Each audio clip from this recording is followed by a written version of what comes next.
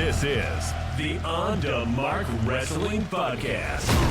Kick back and hang with your hosts, Kayode, Lewis, and Joel. Let's mark out.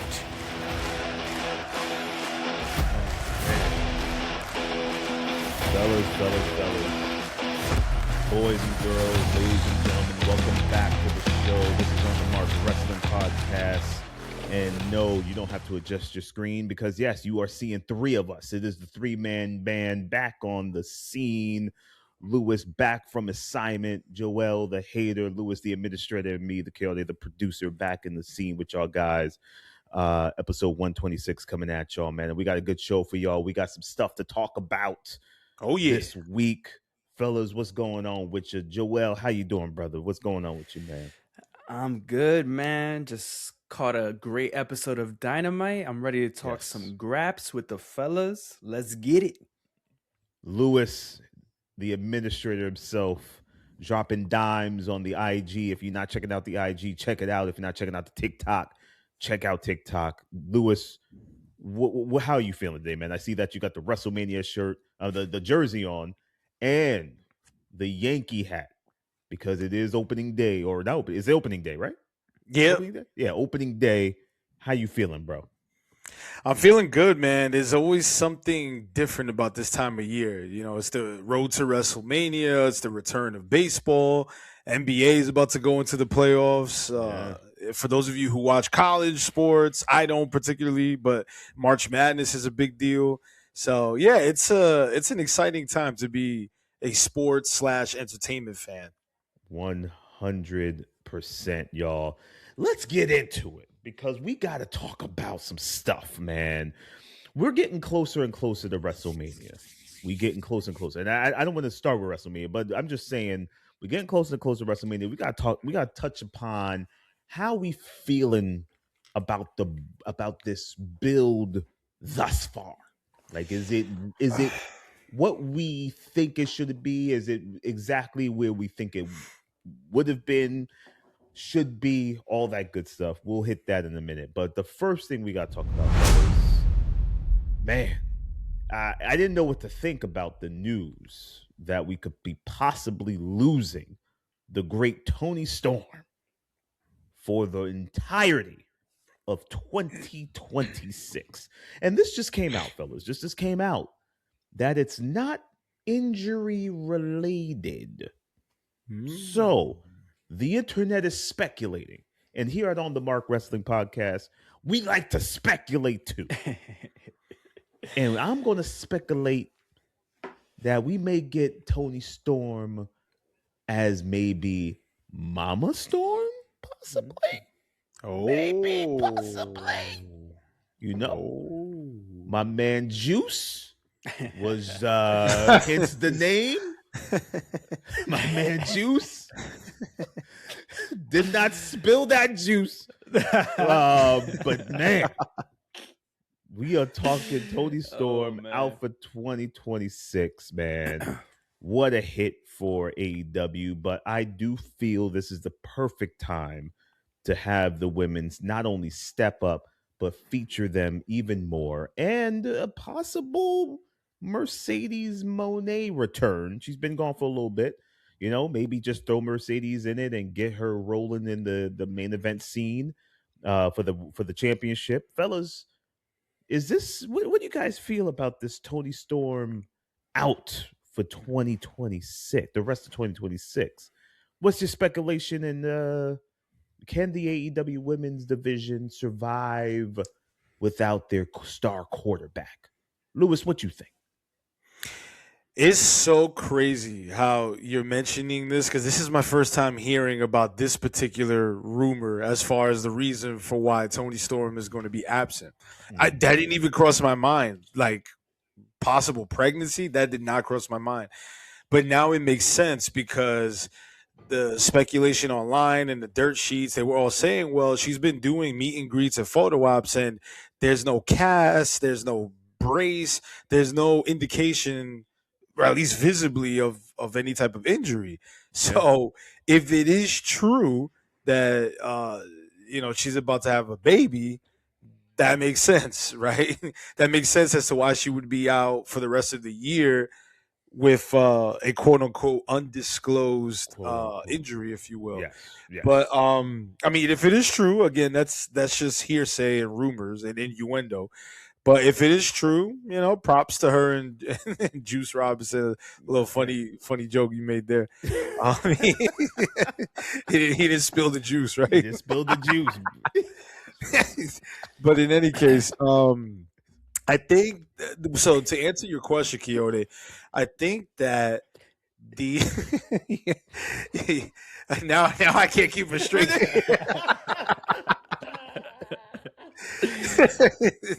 So for those of you listening to the audio, you know how like you're with your homeboys and you're trying to maintain your composure, Yeah, but you just can't because somebody's just like continuously giggling. That's what it is right now. Oh man. But I Yeah. do think that AEW can survive without its I guess star quarterback, if you will. It sucks. It is a big blow because Toni Storm is Toni Storm. Yeah. But what's nice about Toni Storm's booking recently for this year thus far and I guess the fourth quarter of 2025 is that she hasn't exactly been the focal point in terms of the title picture. Right. She's been doing the whole thing with Mina Shirakawa, just having like little feuds here and there. So her being off TV is not. It's a loss in terms of star power, but it's not a tremendous loss to where they don't have people that could pick up the pieces. Right. And Mercedes right now is making a lot of headlines because she's dropping all her belts one by one. And again, Mercedes is someone who deserves her flowers. I don't understand where all this fucking hate comes from on the internet, but I do think that once she's ready to come back full-time AEW, we're going to not necessarily forget about Toni Storm, but I think they have enough pieces to just slide people right in. And then you're still developing people like Sky Blue, a couple of other folks. They may even bring in Athena full-time onto the AEW roster. So there's a lot that they can do. But Thekla's holding it down right now. She's got a real fire character. It just oozes charisma.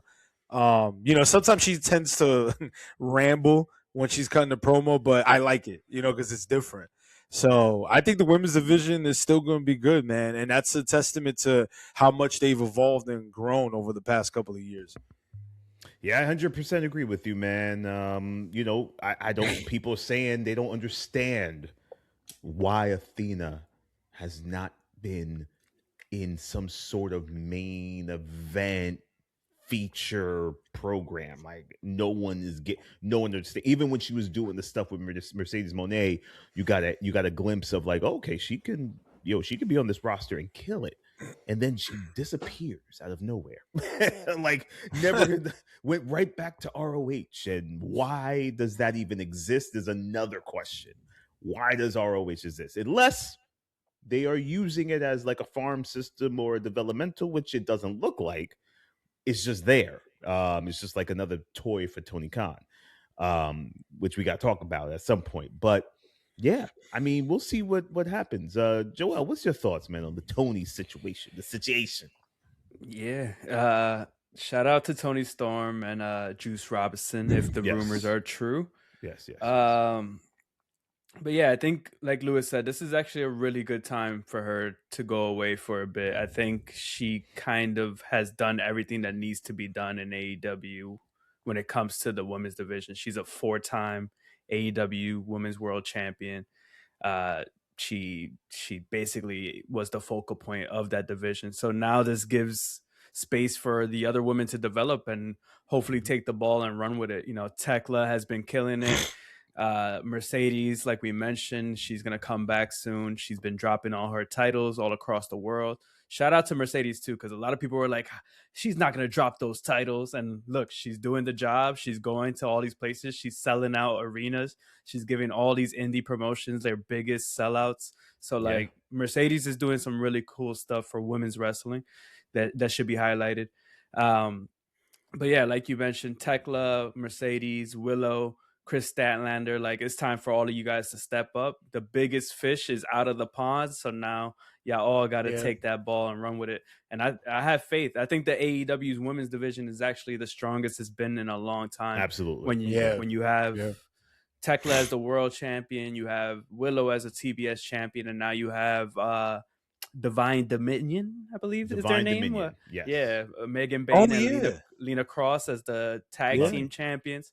So like the division's hot. I think it all is all up to Tony Khan and his booking to see if he could fill the massive Toni Storm size hole that's going to be missed. But I have faith with the women they have on that roster. Who do you guys think is going to be the breakout in this time? For the rest of 2026, fellas, what's the name? Who's the name that we're going to be talking about consistently in terms of just killing it? Lou, you got a name? Thekla right now.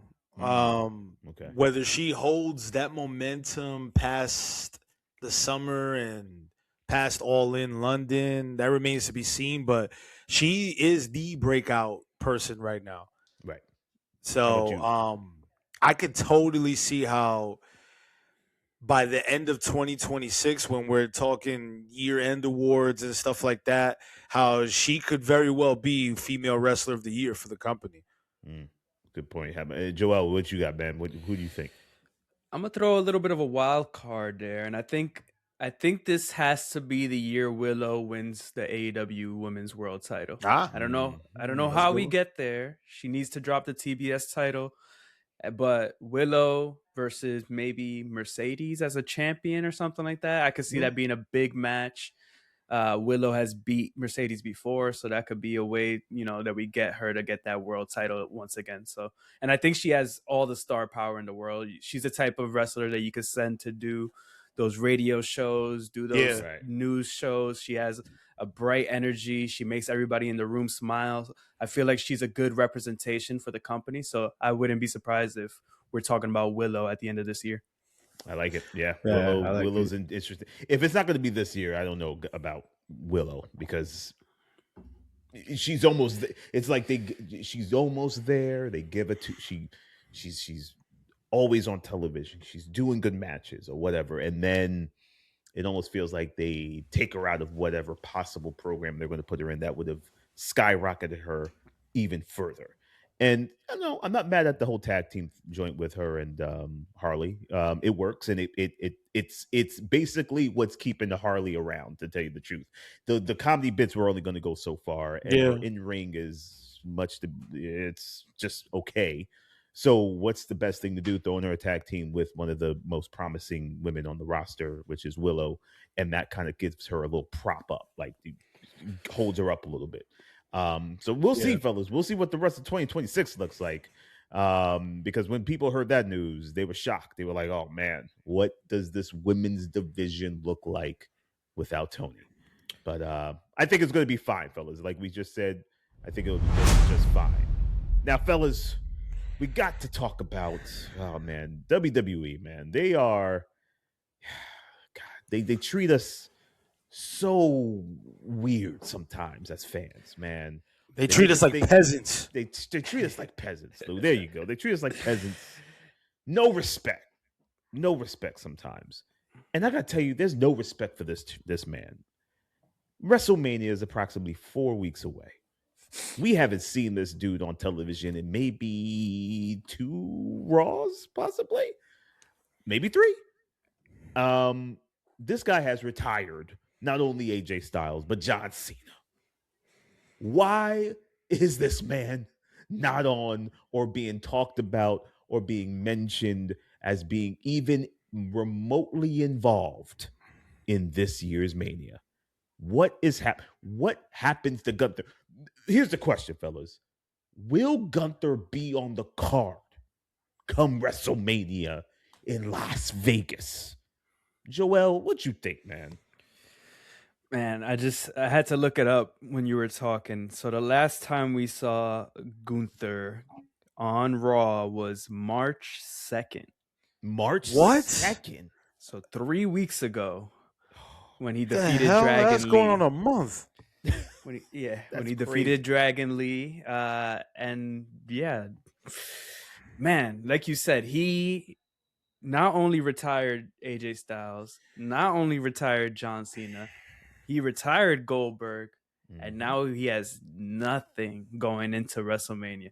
I think this is Zero. a case of WWE waiting a little too long to see if a Rey Mysterio was going to be healthy. I think that's the direction they were going to go with this whole Dragon Lee beef. It seemed like maybe Rey was supposed to come out during one of those beatdowns and save him, and then you have a pretty good Rey Mysterio versus Gunther match at WrestleMania, I guess, for the retirement direction. But I think this is a case of them boxing Gunther into this whole retirement thing, the career killer thing. He has no one else to kill. No one else is ready to get retired. Like they're gonna start retiring people who are like in their 20s because he's the career killer or whatever. So I don't know if they just have nothing for him. It seems very weird to go from literally retiring your franchise player in John Cena to having nothing in the same, calendar year, not calendar year, but like same time period. Right. And I don't know, man. Like, he is way too talented. He is literally, in my opinion, the best wrestler on the roster when it comes to putting on a great match, hard-hitting match. Is basically him, and everyone else is very far from him. So without him on the card, it kind of feels like you're shooting yourself in the foot. Like, why not have him put on a match against, I don't know, Penta for the IC titles? You could do like I know it could be looked as a step back since he was a world champion, but you could tell a story where literally Penta's whole thing is zero fear. So why not put the guy who's literally murdering people's careers on the line? You could even put Penta's career on the line and Penta could just win at the end of the day. Like he doesn't have to win every retirement match. So I think WWE kind of booked themselves into a corner with the whole retirement angle that Gunther was been doing. So I don't know, man. We got 4 weeks. Maybe they do something, they pull something out, but right now it doesn't seem good for our guy Gunther. Nah, Lou, you look distressed, my friend. Is it because Yankees are losing, or is it because Gunther is just off the list of people possibly getting a match at this Mania, man? Oh no! As of this recording, the Yankees are winning. Oh, good. But okay, there we go. I'm just really, really, really disappointed in WWE for how they are handling Gunther and this road to WrestleMania. His trajectory should have skyrocketed to co-main event immediately, almost instantaneously. Okay, we got to beat the dead horse, right? He retired John Cena, the arguably, right, the greatest of all time. He retired Goldberg. He retired AJ Styles. And like you mentioned, Joel, all within the last, 7-8 months? Right. And you're telling me on the biggest PLE, the biggest wrestling show of the year, he is not announced for a match just yet. Now, of course, there's 3 weeks left until the actual big show. But again, like, it's fucking Gunther, who's retired a couple of legends in this business, and you got nothing for him? Zero. I mean, WWE marks can say what they're going to say, but this is inexcusable. Absolutely inexcusable. This is fucking Walter. Are you kidding me, man? Like, what was the purpose of you building him up just for him to not be on the card? Yeah. Now, I'm really hoping that by the time we get to Madison Square Garden next week for Raw, maybe he comes back and there's a big angle for a setup, and then, you can build from there. But come on, man. Like, this is inexcusable. And if I'm a fan, why should I give a shit post WrestleMania about whatever Gunther does if he's not even on the biggest show of the calendar year? Why should I care about what Gunther does if I can't even see him wrestle at WrestleMania? Like, you know what I'm saying? So it Yeah, almost makes it seem like that booking of him ending the career of John Cena, AJ Styles, and Goldberg seemingly is, it almost renders it inconsequential. Like, so what was the point of it? Like, you wanted to put him over the moon, which you did, and he looked like a freaking Terminator, but now what? yeah. Doesn't make any I hear you. sense, man. It just it sucks. Yeah. Doesn't make any sense. It's weird too, because like I'm I'm guessing the booking was gonna lead to Rey Mysterio, because the last time we saw Gunther was him unmasking Dragon Lee too. So that's an easy story to tell. Rey Right. comes back, talks about the history of the Lucha Mask and how it's important, blah, blah, blah. And you could do that. But would that really be worth it? Rey Exactly. Mysterio versus Gunther in Right. 2026, after a year of him defeating the biggest stars and retiring John Cena. And like Lewis said, he should have been co-main event at this point. He should have been challenging for one of the two titles. Like, at that point, you beat the biggest baby face you ever had besides Yeah. Hulk Hogan, and his next opponent is going to be Rey Mysterio at WrestleMania. Like, it'll be a good match, but come on, no one cares about Rey Mysterio in 2026, unfortunately. That's the dead honest truth. No one does. and you know, Ray could still do whatever. Yeah, he can still go. You can still go, but do I care about him on a Mania match with Gunther? Nah. And, Yeah, because he doesn't have the same type of allure and star power, and that's okay. I mean, he's older. Like, that's par for the course. It just happens, right? Like, yesterday's star is not necessarily going to be today's star. That's just how it is. True.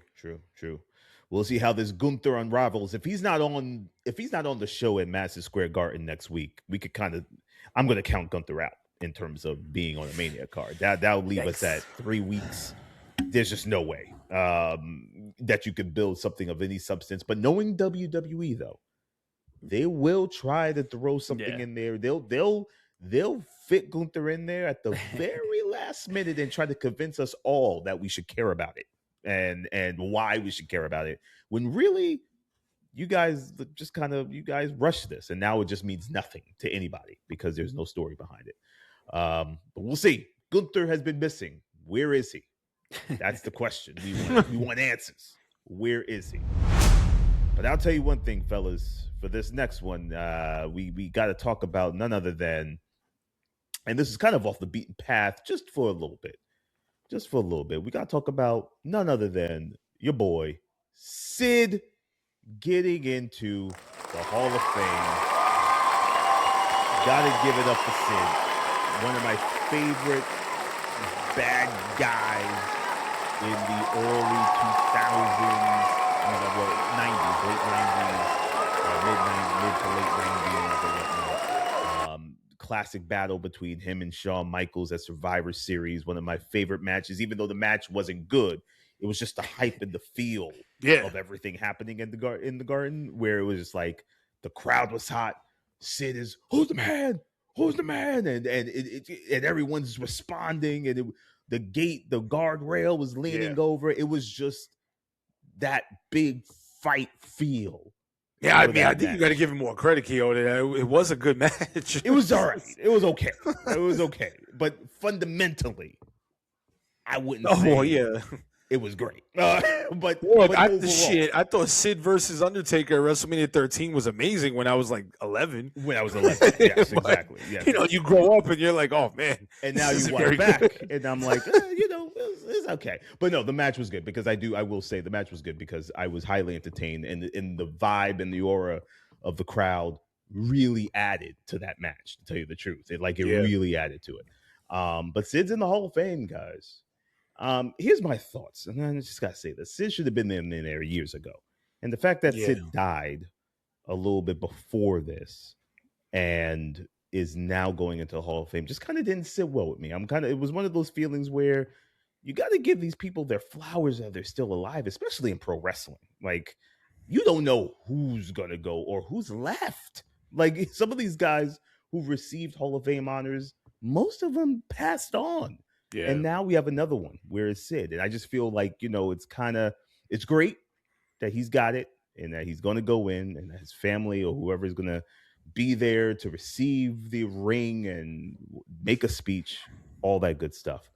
But fellas, what's your thoughts on Sid going in real quick? Lou, what's your thoughts? I mean, Sid, you hit the nail on the head, Kayode. Sid should have been in the WWE Hall of Fame at the very least a decade ago. Yeah. He's just someone who was always a presence on screen, whether he was in WWF or WCW. He was always a presence, and he was a good hand to have because you need those big men. And I think my favorite version of Sid was probably Sid Vicious when he was in WCW, but I did enjoy Psycho Sid too. Psycho Sid. Yeah. And mind you, this is like a little before I got into being a wrestling fan. Like when he was Psycho Sid, it was a little before I started watching wrestling as a fanatic full time. But I had gone back and watched all the stuff, and the kids at school would talk about him. And he looked the part, man. He looked cool. He cut a good promo. He was wacky. Was he a great worker? No, but not every big man is supposed to be, right? Right. He had the aura and presence of what you want from an on-screen pro wrestling villain. Like, I'm gonna go back to WrestleMania 13. Psycho Sid versus Undertaker, WWE title, main event. The purpose was for Undertaker to finally get that big WrestleMania win. The match itself had, what you would expect, like kicking out of power bombs and choke slams and all that shit. Like, but if you watch that match as a kid, it's like everything you would want in a wrestling main event. It's these two larger than life big men slapping meat, like as they say in 2026, right? Yeah. But that's essentially what you got. Me watching it now, my late 30s, but it's as entertainment value. But that's a testament to Sid's work as a heel character. So it's well deserved. It's just a shame that it had to come posthumously. But Sid absolutely deserves to be in the Hall of Fame. Absolutely. Joel, what you think, man?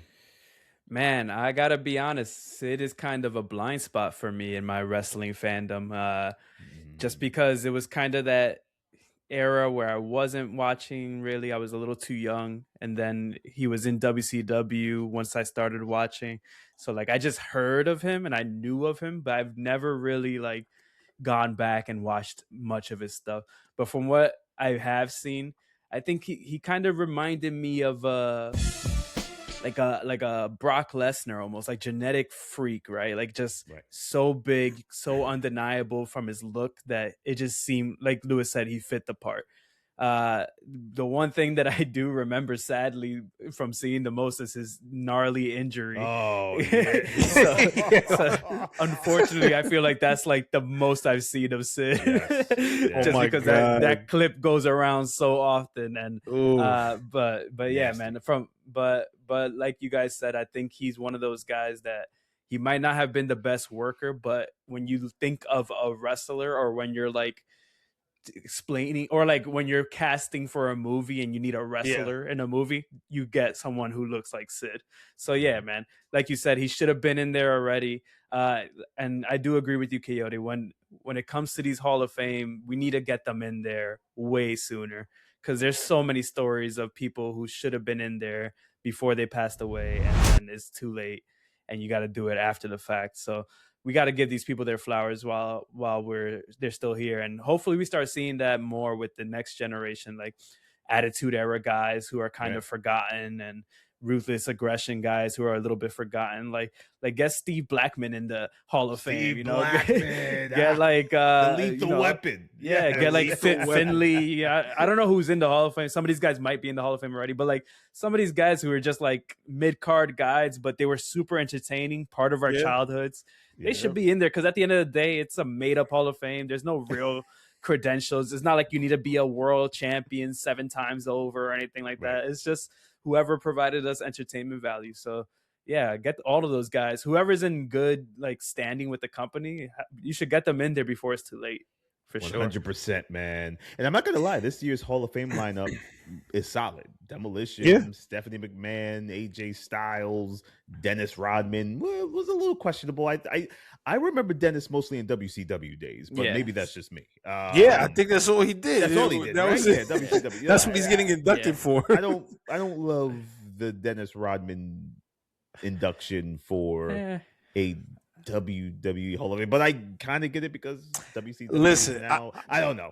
I love it. I on a side note, I love the Dennis Rodman induction because, that was such a big deal when he joined the NWO because that was WCW's counterpart to what they did with Mike Tyson and DX.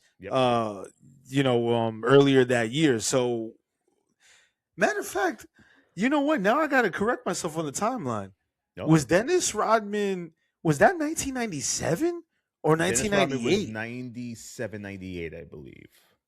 Holy shit, because if it was 97, then they were the archetype for WWE to do the whole Mike Tyson if I thing. remember correctly, Tyson was a response due to what Rodman and Malone and all of them were doing over at WCW. I rest my case, gentlemen. I rest my case. So that's exactly why I love the Dennis Rodman pick for the Hall of Fame. Because if you could put fucking Drew Carey, who had a fucking 3-minute appearance in the Royal Rumble match, which was great. It was entertaining. But if that is what got him in the Hall of Fame, then Dennis Rodman absolutely needs to be in it.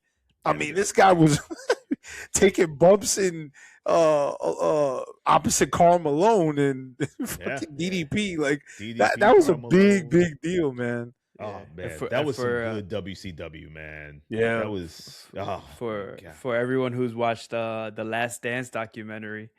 He literally left during like a playoff series to go do WCW and didn't tell anybody. He just went. So like for that alone, you got to give him the Hall of Fame. Michael Jordan was calling him up. He was ignoring Michael's calls, everything. You see Michael Jordan on your set calling you up. Rodman was like, just send him the voicemail. I'm like, I just joined NWO, bro. I'm busy. I just joined the NWO. He's like, forget Jordan. I'm with Hogan now. Forget Jordan. I'm with Hogan. Yeah.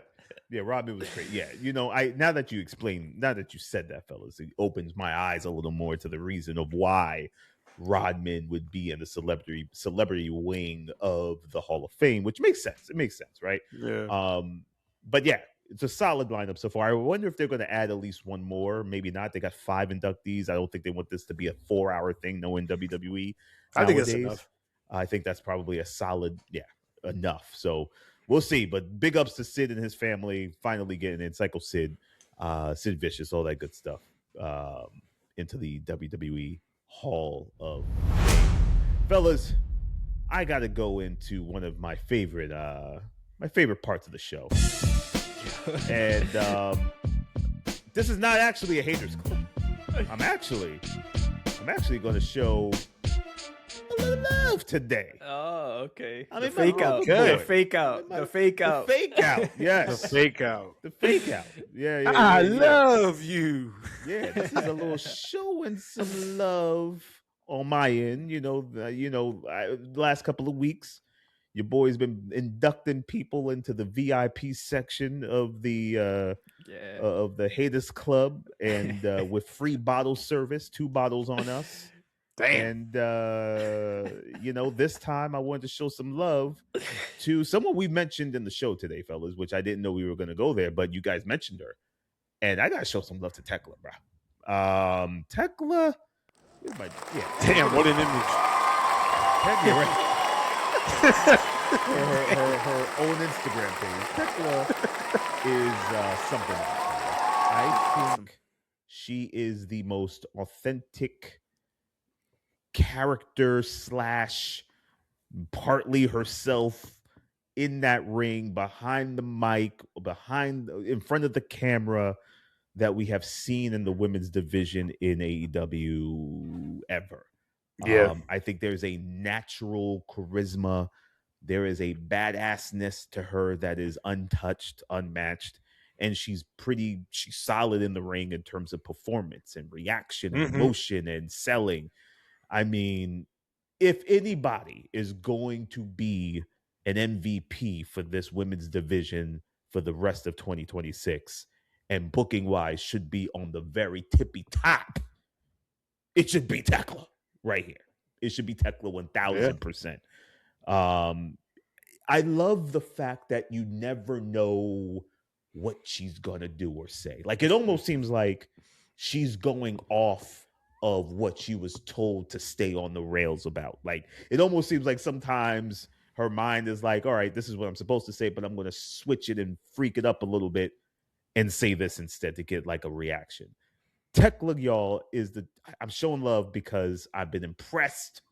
I want to see her hold that title for a minute. I personally don't want to see her drop that title. And if I think about it, yes, the women's division is tight. It's the deepest it's ever been. But I think Thekla should have a hell of a run. And I'm talking like a run of runs. Now, could she make it to August for All In? I don't think so. That's a long time of Thekla. That's a lot of Thekla. But give me a couple more solid 3 or 4 months, or maybe 3 months of just building and getting her out there. The crowd is behind her. People dig her. I want to see a meaningful run where she's beating people and you're continuing to see the personality and the character come alive even more, fellas. What y'all think about my showing love? What y'all think? Joel, what do you think of my show? It's a great showing some love segment right here. Thekla has been great. She's been incredible. Like you said, she has a great control of her character right now. She knows exactly who she is.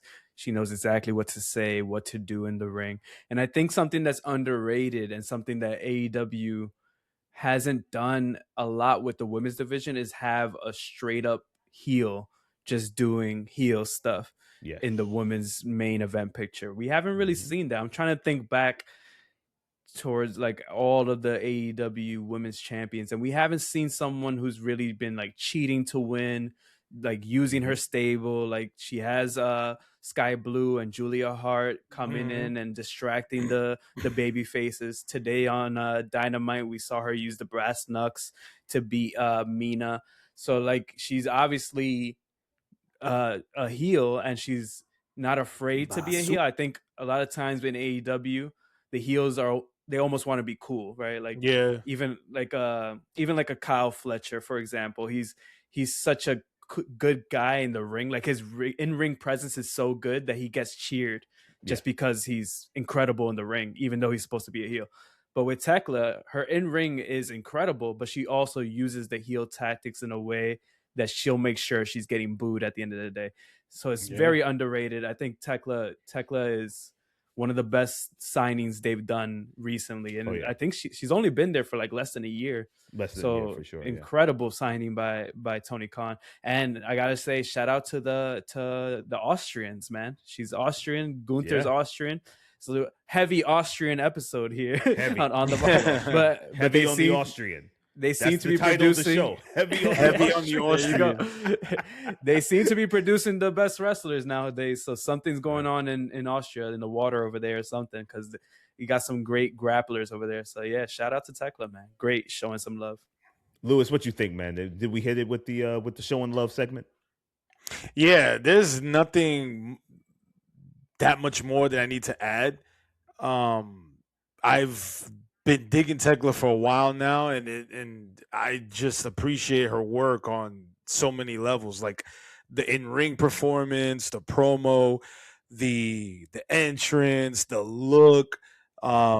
Everything just clicks with her. That is somebody who, like you said, Kayode, earlier, that she could very well be the MVP when it's all said and done. And I had said this early on the episode.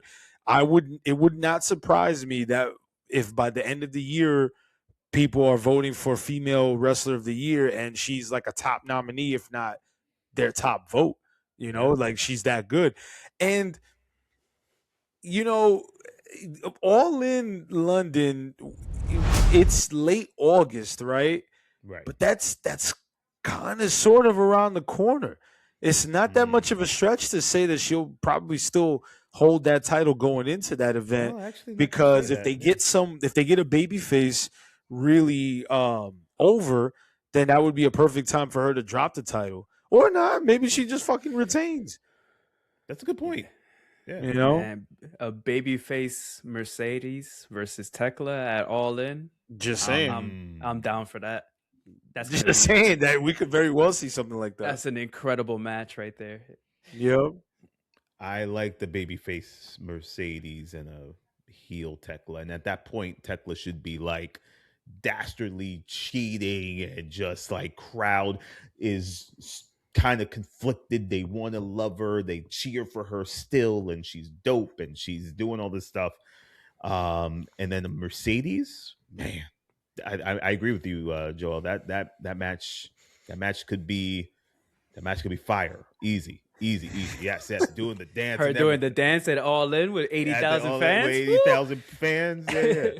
And then Tekla doing it in the corner after she knocks her in the face and stuff like that. Like, I would love that, because Tekla's personality is so charismatic. Like, she, like tonight on Dynamite, she was doing the whole Toni Storm thing, Yeah. and she was doing the Mina dance and all that stuff. And it just, there's something about her. There's some electric energy there that I think AEW needs to explore deeply, and take everything they can out of her in terms of building and getting that women's division on another level. Because yes, Toni Storm being missing the rest of 2026 is a major hit, but they do have the pieces to make all that up. So Tekla would be one of them. So that's my show in love for this episode of On the Mark Wrestling Podcast. Now, fellas, I wanted to talk about one last thing here on today's show, and that is the Brock Lesnar and Oba Femi of it all. I gotta tell you something, fellas. The one match that I'm actually excited about, is this match. And this match may not go more than 5 minutes, but I'm excited about it because WWE is making me really think that, wow, are they actually gonna push Oba and send him to the moon? Like, are they actually gonna do this? Like, is this it for Brock? Is Brock gonna start putting some guys over? And Brock sold the hell out of that clothesline. I thought Brock broke his neck when he left that. I thought Brock landed straight on his neck. But he's so over the top with like selling sometimes that it just worked, because it kind of proved Oba's power and shown that he's younger and faster and all that stuff, right? Even though they were doing the tail of the tape throughout the show, they all kind of equally matched in a lot of, in terms of height and size and weight and whatnot and reach. But Oba is the hot new thing. Fellas, should the Brock Lesnar match versus Oba main event possibly? Like, is this main event worthy? What you think, Joe? Lewis, what you think? C. Oh yeah. C. Yes, it is absolutely 100% main event worthy. I actually think that if WWE were smart, they would just throw everybody for a loop and have that as the main event of night one. Wow. Like, shit, why not, right? Because in a way, it almost feels bigger than Cody Rhodes versus Randy Orton. It kind of does. It's just a classic clash of the Titans, man. Like, this is Goliath versus Goliath. Like, both are just mammoths in that ring, and I can't wait to see it. That's actually my most anticipated match on the whole entire card. What you think, Joe? Man, Where you putting it? It's definitely one of my most anticipated matches, but nah, y'all out your damn minds if y'all Oba Femi versus Brock Lesnar, the main event WrestleMania. It's gonna be a really fun 3 to 5 minute car crash type of match. I think it might be better to maybe have it open one of the open nights with it. because I believe the first hour is free on ESPN or something like that too. Because they're trying to entice people to buy ESPN Plus or whatever. So that's a perfect way to show Brock Lesnar's already a known name in the sports world, UFC heavyweight champion. So it's a great way to hook people in. Have Brock versus Oba either open or like lead into the actual show, whatever the case may be. But I have a feeling we're all gonna be a little sad at WrestleMania because Brock is doing a little too much selling on this build. He's gonna end up winning most likely that match because I was thinking about it and like if Oba beats Brock, where does he go from there? Like if it's almost like you have to put him in the world title picture automatically after that, and I don't trust WWE enough to put the rocket on him like that. I think he's going to be a big player, but I don't think he's going to be world title or WWE title picture anytime soon. So I think Brock beats him and then maybe Oba gets to win back at another show down the road. But right now Brock is doing a little too much selling to take the pin at WrestleMania. Well, I hear what you're saying, and I'm thinking that Oba. What's the point if you don't put Oba over? Like like you're putting him up against Brock, a Brock that doesn't need any wins anymore. Like he doesn't need a win. Nope. You have this massive prospect in Oba Femi, who is probably one of the most promising coming out of NXT. Big dude. He's got the crowd behind him. Crowd loves him. In my head, I'm just thinking, have Oba win. And you don't necessarily have to throw him in the main event picture if he wins, but you can make him start. You can start having Oba become a presence within the title picture, like sort of what AEW is doing, right? There's a lot of different people going after that world title. Yeah. It doesn't have to just be Oba. Oba can just kind of throw his name in the ring kind of thing and be like, hey, I'm coming for that. I'm coming for that soon. True. That sort of thing, right? You can sell it where it's like not immediate, but he's on the way there. And on that way there, he's beating big names and he's getting there. And maybe he holds an intercontinental title for a little bit, drops until he gets to the world title. But I don't think Brock needs to win this at all. But I see what you mean, Joel. Brock is selling way too hard to then to also get his ass kicked at Mania. Yeah. But if WWE wants to be creative with it, which we don't trust it sometimes, that could be the story that Brock has met his match finally, and I would love could that. be the story. So, my opinion, Oba got to go over. Doesn't have to, but he should. He should. But if he didn't, I understand. But there's got to be. If he didn't, there's got to be some major story where that Oba's still around and he's still chasing, Well, I've been working on a new character, a new moniker over here because you stolen the hater club from me, Kayode. So Joestradamus predicts that Oba Femi will be seeing the lights at WrestleMania, unfortunately. Oh, man. Joe, what a prediction, Joestradamus. Joestradamus, we need the graphic for that because I gotta throw that up next time. Give me that for the next show. I like that segment. That's the I got you. You give your prediction where Oba will be seeing the lights. Okay, Yes, sir. Possible emergency room lights also, depending on how this goes. We may see. We'll see how that goes. But fellas, any last words for this episode on 126? Lou, what you got? Shout out to all of the New Yorkers, my fellow New Yorkers who will be in attendance for Raw at the Garden. The Garden WWE usually puts on a good show at the world's most famous arena. So, shout out to all of you fans that will be in attendance. I'll be in attendance live here in Houston a week after that. So that should be pretty fun as well. Nice. Joe, anything from you, man? Quick shout out to Liv Morgan and Stephanie Vaquer, because I feel like they are doing the best with what they've given. Unfortunately, it seems like WWE does not care about their women's divisions at all right now, but they're doing what they can. And that brawl that they had on Raw was good, physical, and Yeah, it felt real. And shout out to them, because they literally have like 3 minutes to build their match, unfortunately, for some reason. I don't know why. Like, they have all this time on Raw, and for some reason they couldn't give them more than 3 minutes to beat the crap out of each other. But yeah, I'm actually very excited for that match. I'm looking forward to that match. And we're big fans of Stephanie Vaquer over here on the mark. At least two of us are. Yeah, At least two of us are, I'm pro Liv in this one. I need Liv to whoop for Stephanie. I need that.